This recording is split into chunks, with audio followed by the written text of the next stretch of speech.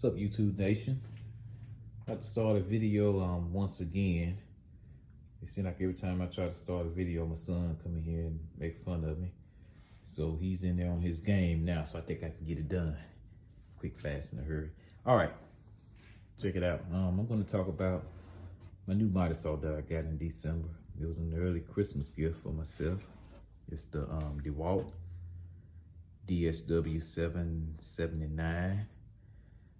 There's a DSW779, but that one has a light that projects a shadow on your workpiece so that can ensure perfect cuts. But I found out that that light costs about 70 bucks.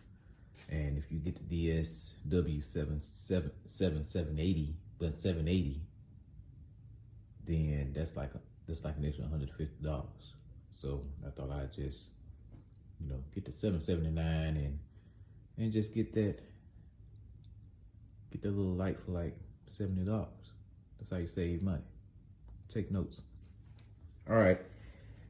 So I'm enjoying this saw. It's perfect. This is a beast. I used to have let me get it down there. It's all sad. Used to have this Chicago electric miter saw from Harbor Freight. It was all right, but I never could get the angle straight. It just wouldn't cut it. Nah. Lesson of the day: you get what you pay for. That's a little cheap miter saw that you can get at Harbor Freight, and it just doesn't really do that well. And I couldn't get it right. So now with this one, which is hundreds of dollars more, you get what you pay for. Out the box, angles perfect. I tested it. Angles are perfect right out the box. That's a whole lot to say as compared to the cheap Harbor Freight brand Chicago Electric. But if you're starting off woodworker, it's okay to get that Harbor Freight. That's what I started off with. And actually, the one I got was from a pawn shop. So it was much cheaper, like maybe 80 bucks. It satisfied my needs while I was getting into woodworking, but after a while, you outgrow your entry level tools. So that's why I was able to get this. But anyway, this video is strictly on the miter saw that I have. And as you can see, it's mounted on top of my workbench.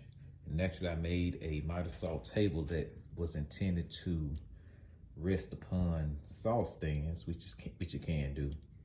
I just set it on top of my workbench, but it's basically a stand that would sit on top of two sawhorses.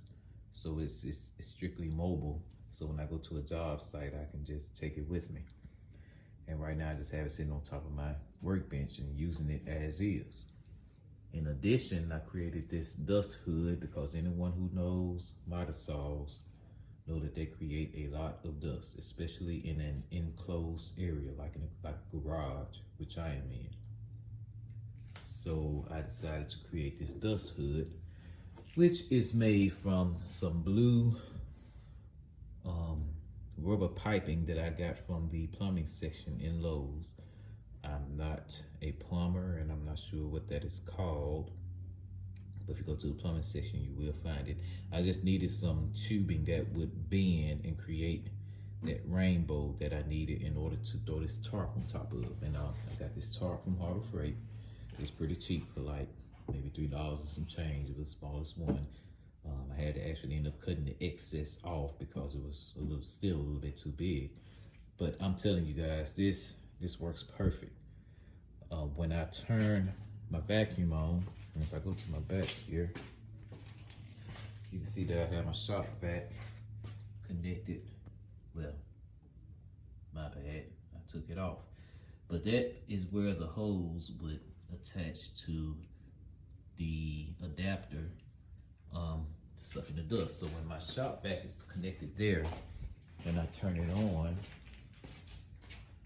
then it's gonna suck up all the dust that I cut that is created by that action.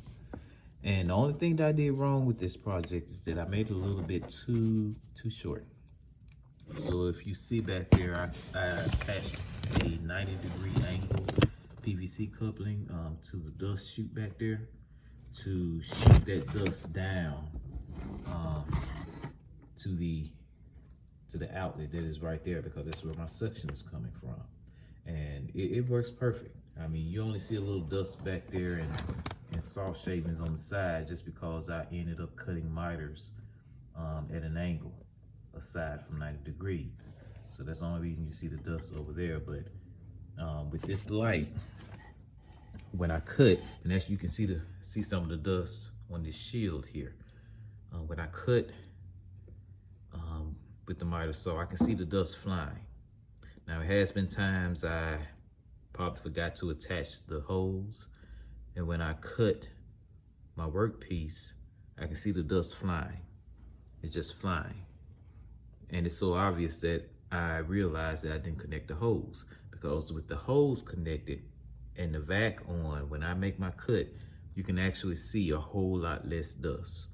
And any dust that is floating outside the perimeter of this shield is being sucked into here as it goes into the shop vac. So this is really convenient. I mean, it's really relevant when you have a miter saw inside of a closed area like this, because you don't want to be breathing in all of that sawdust. It's not good for your lungs. So this really helps. So you see how it's made. If you have any questions, just chat it down at the bottom, and I will do my best to give you an answer. Peace.